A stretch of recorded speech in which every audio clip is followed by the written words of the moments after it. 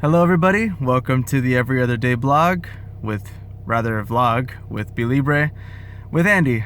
So I'm going to show you something that most Texans don't see every day. That is called ice. That used to be snow. Yeah, it's going to take me a while to get used to this weather in Nebraska, but I'm getting there. Little by little, I'm wearing maybe one less layer of clothing. So instead of wearing 5, I'm now wearing 4. Apparently our bodies can acclimate with the weather. That's pretty cool. Thank you, body.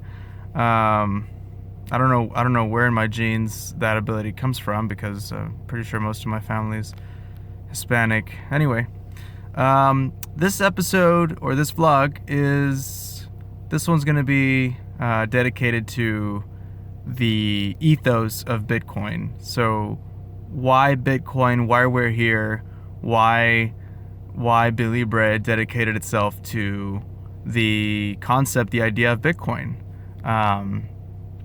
And so Bitcoin grabs and takes from a lot of different philosophies, I think, a lot of different concepts. That's the beauty of Bitcoin, is that it really ranges as far as what different topics, what different disciplines it covers. There's so much to take into account when considering the technology and the social movement that it's created. It's crazy. So you have obviously the social movement. So you have people that believe in the idea of Bitcoin, what it represents, and they are piling in. And it's interesting because from the social aspect, they pile in for different reasons. Some people tell you, oh, I'm into Bitcoin because I'm in it to make money. Other people tell you, well, I'm part of the cypherpunk movement, and therefore it's the new is our technological achievement as cypherpunks, and therefore we're going to gravitate towards it and use it. And then you have the group of people, this is probably this is probably a minority, that gravitate towards it because of religious reasons, because it is the one money that unites the earth. I need to double check if it's a good thing or a bad thing that these people are like, if the Bible spoke negatively about a one money that and I'm of course referring to the King James Bible, the one money that I guess brings the whole world together, or if it destroys the world to have a unified currency or money. Somebody who's religious, please, or someone who knows anything about that, please get back to me and let me know. And I'm very curious to know if that concept about a unified currency for the world is only found in Christianity or Catholicism, or if that's a concept that's spoken about in other religions. I'd be really curious to know. And of course, it wouldn't be a religion if there wasn't any mention about money.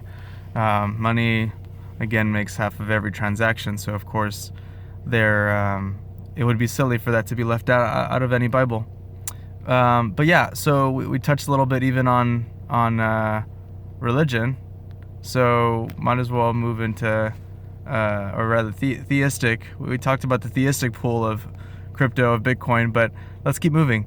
So economically speaking, you have the power for of creation of money is a very powerful thing. It's a very powerful tool.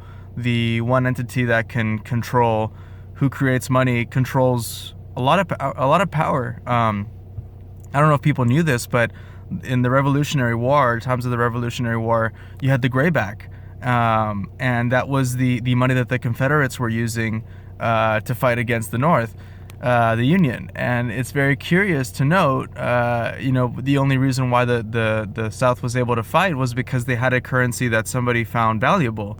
You have to imagine if the South said, well, just take my word for it, I'll pay you back for whatever ammunitions and weapons we're buying, people are going to say, they'd laugh at them. No. But that's essentially what happened when the South, when the Confederates printed their own money and gave it to, I believe, the French were one of their allies. So sure enough, the French accepted these graybacks, and they said, okay, well, we'll go ahead and we'll take this paper that you printed and use it as currency. And sure enough, when the South failed, all right. So we were just discussing the graybacks and the French. This is my first time splicing. My phone apparently ran out of memory, so unfortunately, everything that not everything, but I had to delete some stuff in order to get everything in here.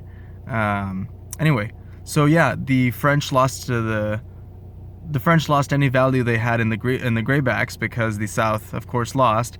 Therefore, all of their debts were meaningless. Because I guess getting into the legal aspect, what does that even mean? Does that mean because the South was integrated into the Union that there was nobody to pay the French back? Wouldn't the Union retake the debts and have to pay back the French? Or is it worse? Is it even worse to where because they accepted the grayback, that was essentially the compensation for the weapons. Therefore, there was no debt to be paid by the graybacks, and I guess the French were just left holding the bag, which I'm worried that people holding Ripple are going to be seeing the same fate. Anyway, so yeah, you can see that the power that comes with creating a currency and having people use it. If there's a meaningful reason for that currency to exist, if it's backed by something valid, and getting deeper into that, what is valid, right? So a government creating a currency, you want to believe in the full faith and credit of that government, the same way the U.S. created the dollar. So circling back to crypto and Bitcoin, well, what gives Bitcoin its value? And that, of course, comes to the way that its transactions are validated, the way everything is verified. Without the miners, without any mining, there wouldn't be any use to Bitcoin. And of course, the way that mining works in Bitcoin is a very fair and egalitarian process. And it's so fascinating what Satoshi Nakamoto did. On top of creating the ability to mine it, it's the incentive with which the miners play this game to mine that makes it so fascinating. That makes it so just such a complete product, such a complete software, such a complete experiment. It seems like it's working. It seems like it's going to keep working, and like it could work long term. And what I'm alluding to is the game theory behind Bitcoin, the way that miners are, in a sense, would be hurting themselves if they were to try to attack Bitcoin. I'm not sure if it's the prisoner's dilemma or I'm not sure which one it is, but the idea that the miners, if they were to play in their as long as they all play to the benefit of the entire network, they're going to make money.